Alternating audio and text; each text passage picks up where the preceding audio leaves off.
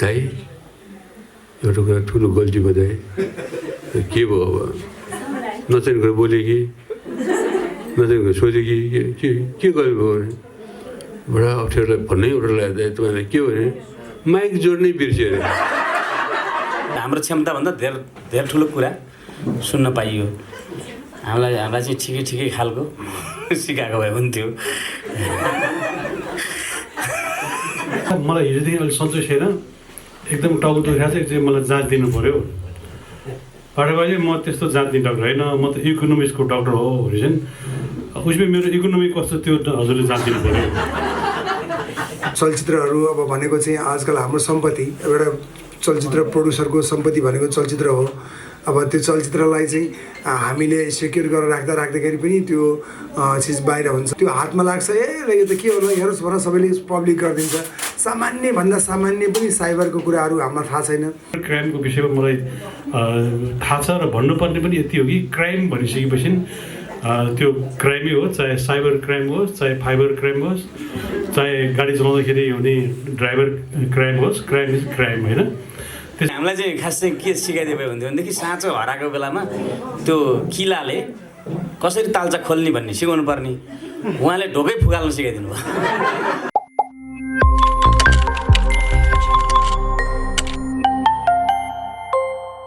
ऐना रहेछ हेरिदिइहालेको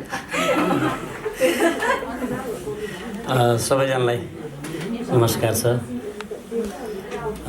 पछाडिसम्म रहनुभएका सबैजनालाई आदरणीय ढोबनीय व्यक्तित्वहरू सबैलाई मदन दाइ पनि हुनुहुन्छ विशेष गरी यो चाहिँ रामहरि सरसँगबाट अब धेरै नै त्यो चाहिँ कस्तो भयो भने त्यो हाम्रो क्षमताभन्दा धेरै ठुलो कुरा सुन्न पाइयो हामीलाई चाहिँ ठिकै खालको सिकाएको भए हुन्थ्यो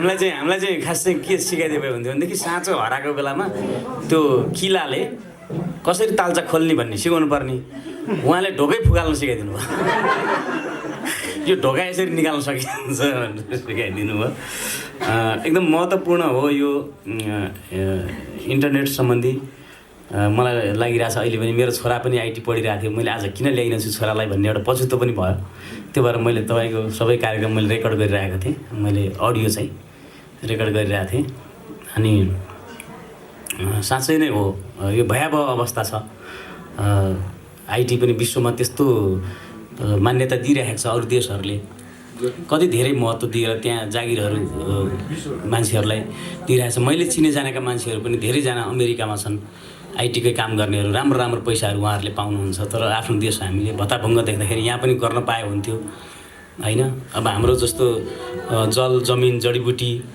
पर्यटन यी चिजहरू चाहिँ हाम्रा सम्पत्ति हुन् भन्छौँ कृषि त के सम्पत्ति भन्ने अब बढी त किनेरै खान्छौँ हामी होइन अब एउटा माझ गरौँ भन्ने छ गाउँतिर चाहिँ माझ गरौँ भन्ने हुन्छ त्यो बारीको अथवा खेतको चाहिँ बिचमा एउटा चाहिँ त्यो खलो हुन्छ त्यसलाई चाहिँ माझ गरौँ माझको पाटो भनिन्छ त्यो सबै बाँझो हुँदै आएर त्यो माझको गरौँ मात्रै बाँकी छ कि अब सबै सिरु उम्रिसक्यो सबै पलायन भइसक्यो अब हुँदा कतारबाट फर्किने केटालाई आउँदाखेरि 2 बोरा चामल चाहिँ लिएर आउनु त्यतैबाट तैँले भन्नुपर्ने अवस्थामा देश पुगिसकेको छ होइन त्यसैले चाहिँ अब धेरै चिजमा गर्नुपर्ने छ तर यो आइटीमा पनि अझ धेरै गर्नुपर्ने छ यो आइटी पनि त हाम्रो चाहिँ रोजगारको लागि एउटा प्रमुख स्रोत बन्न सक्दछ नि त रोजगारको लागि होइन र यो त आइटी भनेको त यसको उसको भन्ने हुँदैन जस्तै अब चाहिँ फेसबुक अमेरिकामा बन्यो होला टिकटक चाइनामा बन्यो होला नेपालमा पनि त अर्को के चिज बनाउन सकिन्छ जसले चाहिँ अब त्यो कति पैसा कमाउँछ भन्नै सकिँदैन अब मैले थाहा पाएको पनि त्यो हिसाब गर्दाखेरि बेहोस हुन्छ त्यति धेरै पैसा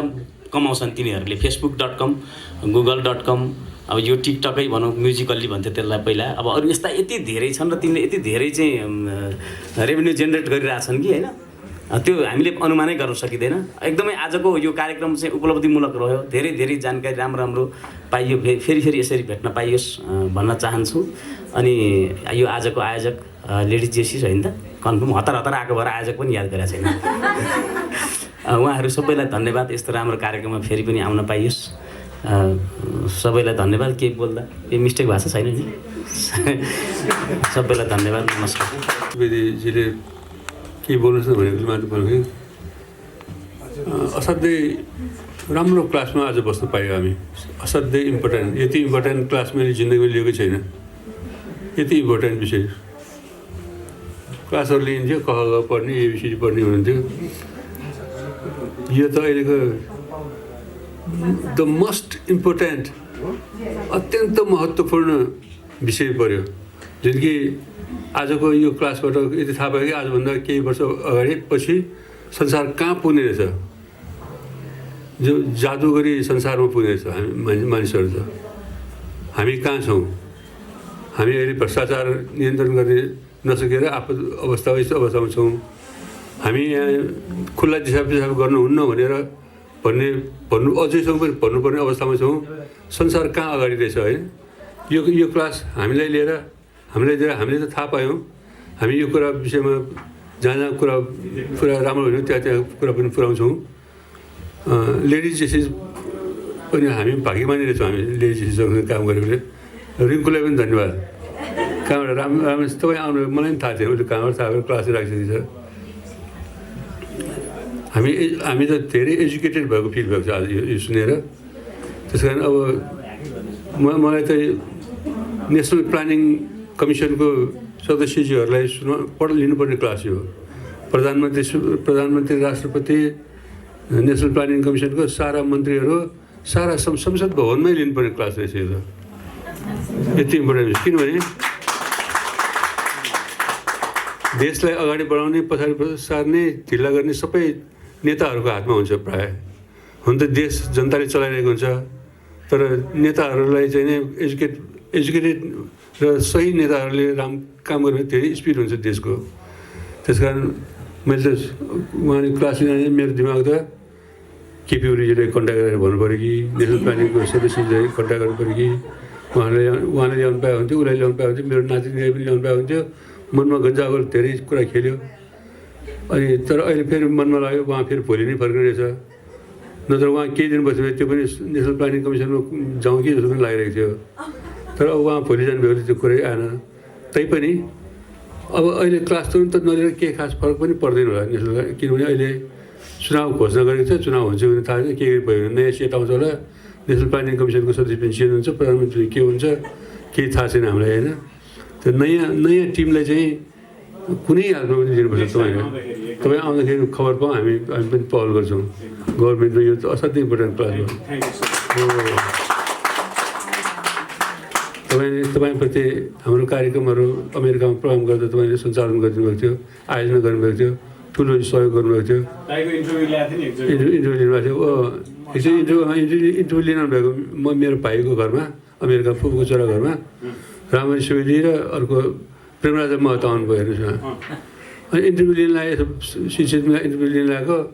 अनि रामरी सुवेदीको यो प्रेमराजा महतजी तपाईँले इन्टरभ्यू लिनुहोस् भन्यो। प्रेमराजा महतले हो त मैले इन्टरभ्यू लिएँ, लु म लिन्छु, म तिमीलाई इन्टरभ्यू लिन्छु भने क्यामेरा एकदम ब्रान्ड न्यू क्यामेरा थियो, भर्खर के गरेको बक्स ओपन गरेको भर्खर नयाँ क्यामेरा थियो। प्रेमराजा महतले यस्तो राम्रो रमाइलोसँग क्वेसन गर्यो, म पनि मच्ची जवाफ दिएँ, के सोध्यो। खुब राम्रो इन्टरभ्यू, मलाई पनि इन्टरभ्यू दिएको मध्ये राम्रो लाग्यो, उसलाई पनि राम्रो, तपाईँलाई पनि राम्रो लाग्यो है। अनि ल भने त्यहाँ खानामा त्यहीँ खाएर गयो। पछि बेलुका 10 बजीतिर फेरि फोन गर्यो प्रेमराजा महतले, दाइ एउटा कुरा ठुलो गल्ती भयो दाइ, के भयो अब? नचाहिने कुरा बोल्यो कि, नचाहिने कुरा सोध्यो कि के गर्नु भयो भने बडा अप्ठ्यारोलाई भन्नै एउटा लाग्यो तपाईँलाई के भने माइक जोड्नै बिर्स्यो अरे।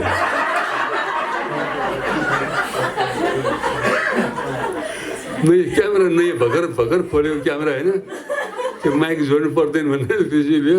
माइकै नयाँ उसले सोधिदिएँ, मैले जवाब बोलिरहेँ। फेरि अर्को दिन आएर फेरि इन्टरभ्यू दिनु पऱ्यो। फेरि रमाइलो घटना थियो, बिर्सिसकेको थिएँ, तपाईँले सम्झाइदिनु, त्यसलाई पनि धन्यवाद। ल यो त असाध्यै ठुलो जरुरी क्लास रहेछ यो त, देशलाई अगाडि बढाउने। अब आउने यतातिर लाग्नुपर्छ हामी है। अब हामीले नै हो, हामी यो डेमोक्रेसी भनेको जनताद्वारा जनताको लागि जनताले शासन गर्ने विधि हो, एउटा पद्धति हो। यसमा अब यो नेताजीहरूलाई हामीले अवेर गराउने काम हामीले नै हो। यो ट्र्याकमा ल्याउने काम हामीले नै गर्नुपर्छ। विरोध गरेर हुन्छ कि फकाएर हुन्छ कि सम्झाएर हुन्छ कि पढाएर हुन्छ कि महत्त्वपूर्ण कुरा यो हो यहाँ ध्यान दिऊ भनेर हुन्छ कि होइन भने तँ जा भनेर हुन्छ कि यसरी हाम्रै काम हो। त्यो गर्दैछौँ। तपाईँलाई धेरै धेरै धन्यवाद। सबै जेसिसको दिदीबहिनीलाई धेरै धेरै धन्यवाद। Thank you very much. हाम्रो डाक्टर रामहरि भाइ चाहिँ यहाँ आज पाल्नु भएको छ। उहाँ चाहिँ मैले उहाँलाई पहिले चिन्दाखेरि डाक्टर हुनुभएको थिएन, अनि धेरै पढ्ने धेरै आइटीमा धेरै विद्वान मान्छे भनेर मैले उहाँलाई चिनेको र अहिले डक्टर हुनुभएको छ उहाँ।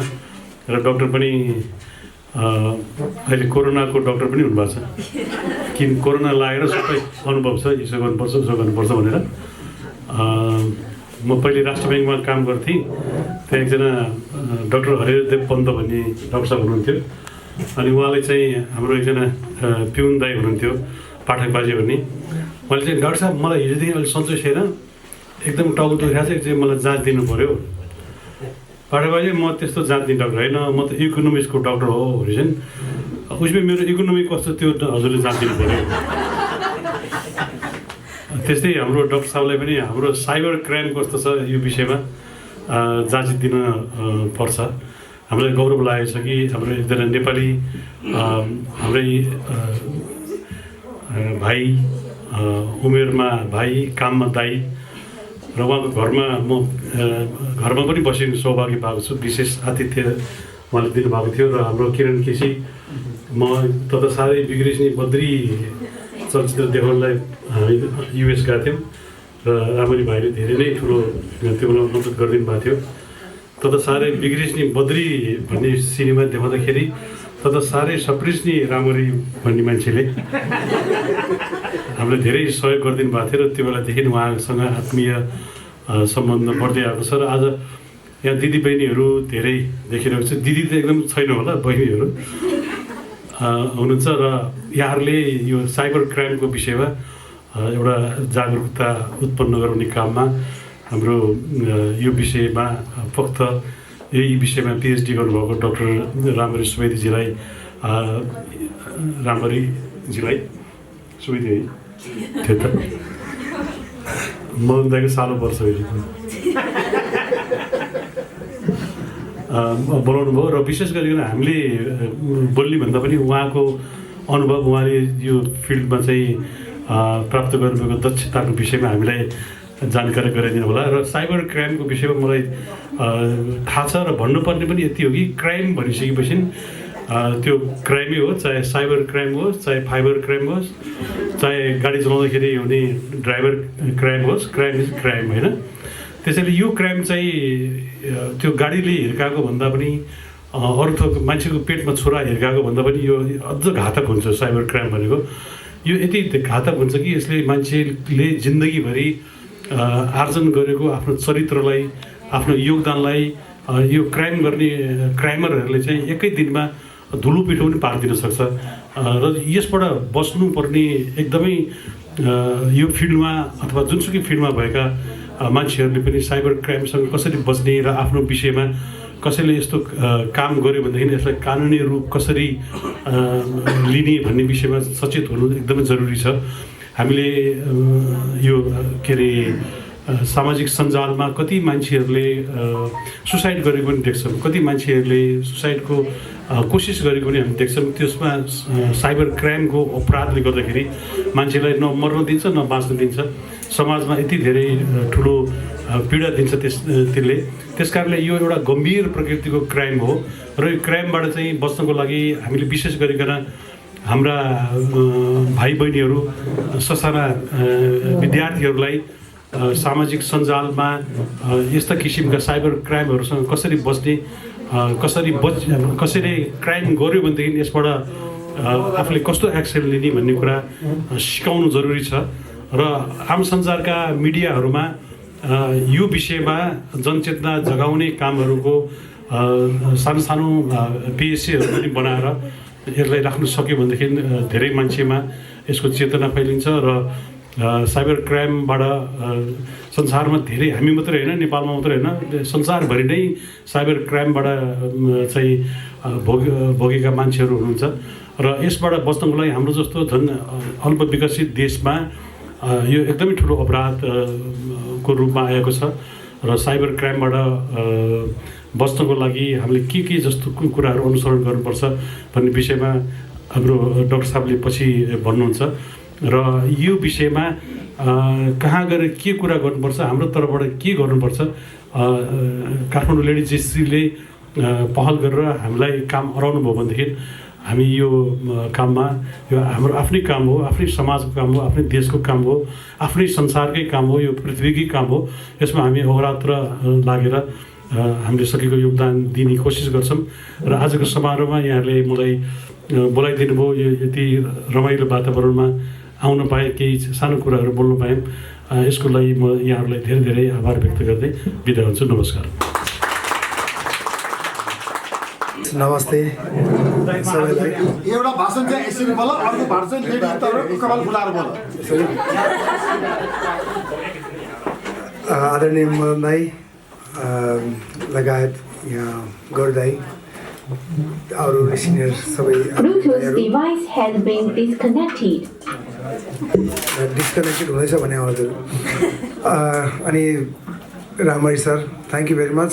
अब धेरै कुरा लाग्छ, धेरै कुरा सिकियो, अब धेरै कुरा सिक्यो, केही अन्यल पनि भयो, यो यस्तो यस्तो चिज देखाउनु भयो, के हो भन्ने पनि भयो। तर यो मलाई लाग्छ युजफुल भयो, अलिकति अवेर पनि भइयो। विशेष गरेर हाम्रो सिनेमा सेक्टरसँग सम्बन्धित यो साइबर क्राइम झन् एकदमै धेरै छ। हामी त झन् सुरुदेखि नै यसलाई फेस गर्दै आइरहेका छौँ, कहीँ न कहीँ, कतै न कतै। अब साइबर क्राइम हुन्छ, अब साइबर क्राइम गर्नेले पनि अननोनली गरिरहेको हुन्छ यहाँ पनि। अनि उसले त्यो अब के भन्छ, त्यो कुरो थाहा पाएपछि पनि हामीले कतिचोटि क्लेम गर्छौँ। जस्तो हामीलाई पनि एकदम नराम्रो अनुभव छ सिनेमाको ताका, त्यो सायद छक्का पञ्जा 1 को रिलिजको टाइममा हामीले एकदमै हार्ड टाइमबाट गुज्रिनु पर्यो। विशेष गरेर अब चलचित्रहरू अब भनेको चाहिँ आजकल हाम्रो सम्पत्ति, एउटा चलचित्र प्रोड्युसरको सम्पत्ति भनेको चलचित्र हो। अब त्यो चलचित्रलाई चाहिँ हामीले सेक्युर गरेर राख्दाखेरि पनि त्यो चिज बाहिर हुन्छ। अनि कति मान्छेलाई चाहिँ त्यो हातमा लाग्छ, ल यो त के होला, हेरोस् भनेर सबैले पब्लिक गरिदिन्छ। सामान्यभन्दा सामान्य पनि साइबरको कुराहरू हामीलाई थाहा छैन, कुन चाहिँ साइबर क्राइम हो त्यो थाहा छैन। अब यो आजकल साइबरको लको बारेमा एकदमै धेरै मलाई लाग्छ यो धेरै मान्छेलाई बुझाउन जरुरी छ। अब त्यो कुरा त मलाई लाग्छ यो एउटा क्लासले पुरै सम्भव छँदै छैन। तैपनि हामीले पनि कतिपय कुरा हामीले बुझ्नुपर्ने मान्छेले पनि कतिपय चिजहरू हामीले बुझेका छैनौँ अथवा रहेनछौँ। र यो अहिले अगाडिको केही म्याजिकहरू हेऱ्यौँ, यो रियालिटी बेस्ड म्याजिक हेऱ्यौँ, त्यो म्याजिकले पक्कै पनि खुसी त भइएन, दुःखी भइयो। अब सचेत हुने कोसिस गरौँ अब।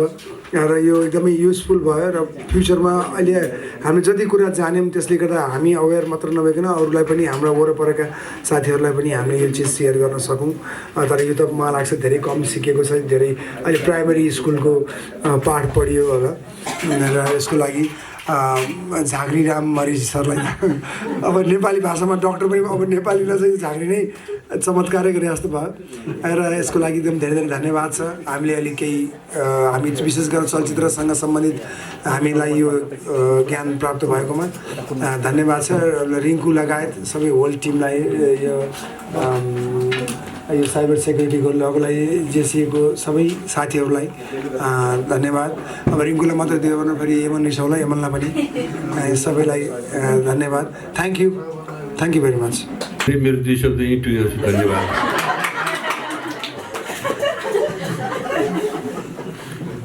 भन्ने कुरा के त त्यही त भने केही छैन भन्ने कुरा।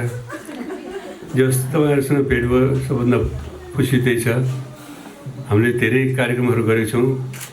सबभन्दा बढी कार्यक्रम गरेको कतिसँग छ भनेदेखि लेडी जेसीको सँग कार्यक्रम धेरै गरेका छौँ। हामीले जिल्लामा पनि गरेका छौँ, काठमाडौँमा पनि गरेको छौँ, धेरैपल्ट गरेको छौँ, धेरैपल्ट गाई जात्राहरू पनि गरेको छौँ। जेठी चाहिँ घरमा आएको छ, जेठी त बुहारी भइरहेको छ। कार्यक्रमको सिलसिलामा पहिला त्यो त्यो कन्भेन्सनहरूमा प्रोग्राम गरेको सम्झेँ मैले। लेडिज इस्युको आयोजना गर्दाखेरि त्यो 12 जनालाई हत्या गरेको थियो नि त्यहाँ इराकमा।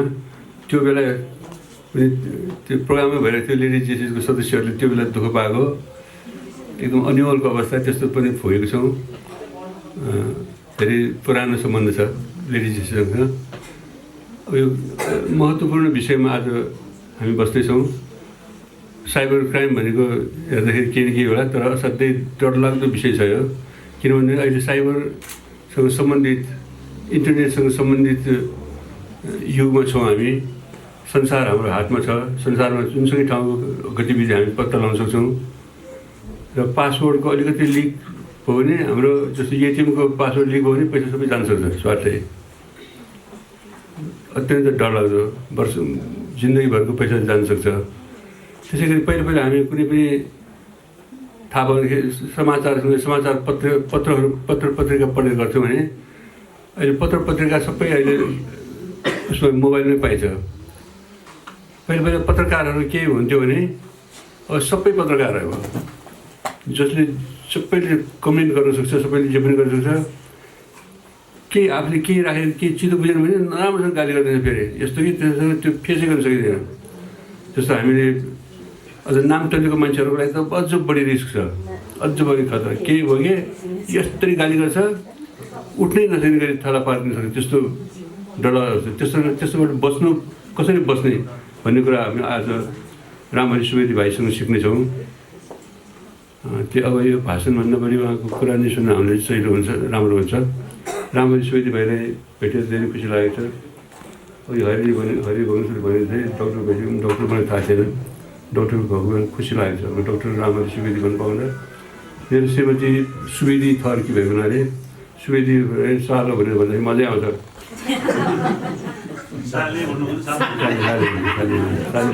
सालो भनेर मजा आउँछ, खुसी लागेको छ। फेरि भेट्दै हुन थ्याङ्क यू।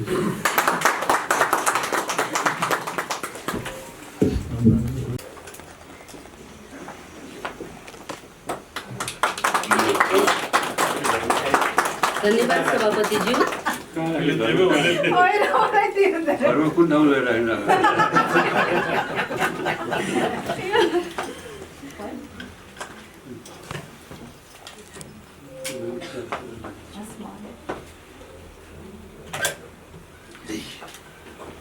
अब हामी कार्यक्रमका ट्रेनरज्यू अमेरिकादेखि पाल्नु भएको छ उहाँ, त्यसको लागि चाहिँ थ्याङ्क यू सो मच। पहिला 2019मा पनि आउनुभएको थियो उहाँ, रामहरि सुवेदीज्यू। त्यसै गरी मेरा आइपिपी जेसी नगिना नकमीज्यू, त्यसै गरी मेरो महासचिव जेसी सोनी श्रेष्ठज्यू, अनि आजको यो कार्यक्रमको चेयरपर्सन स्टुटी बुढाथोकीज्यू लगायत यहाँ सबैजना गण्यमान्य व्यक्तित्वज्यूहरू हुनुहुन्छ। सबैजना प्रमुख अतिथि नै हो, त्यही भएर मैले माला खादा लगाएर मैले कुरा गर्नुभएको थियो।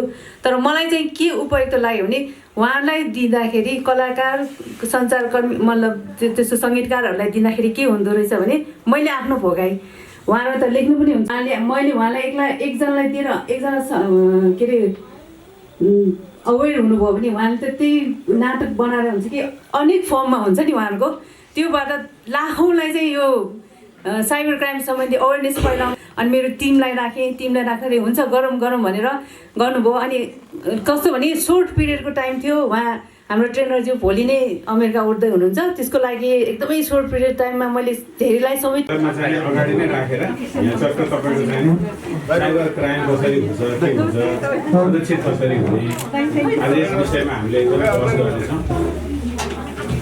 र आजको कार्यक्रम मैले यहाँलाई जति पनि डेमोहरू देखाउँछु यो एकदमै एजुकेसनल पर्पजको लागि मात्रै हो। एकदमै आफूले हामी कसरी यो अपराधबाट बच्न सक्छौँ र हामीले हाम्रो डिजिटल होम र हामी बढी चाहिने डिजिटल होमतिर बढी चाहिने हामी लिनु अरे। अनि म चाहिने अब जितु सरलाई यता राख्ने कि म त्यहाँ बस्छु? सर यहाँ बस्नु न, ऊ त्यहाँ छ नि, यता छ सर।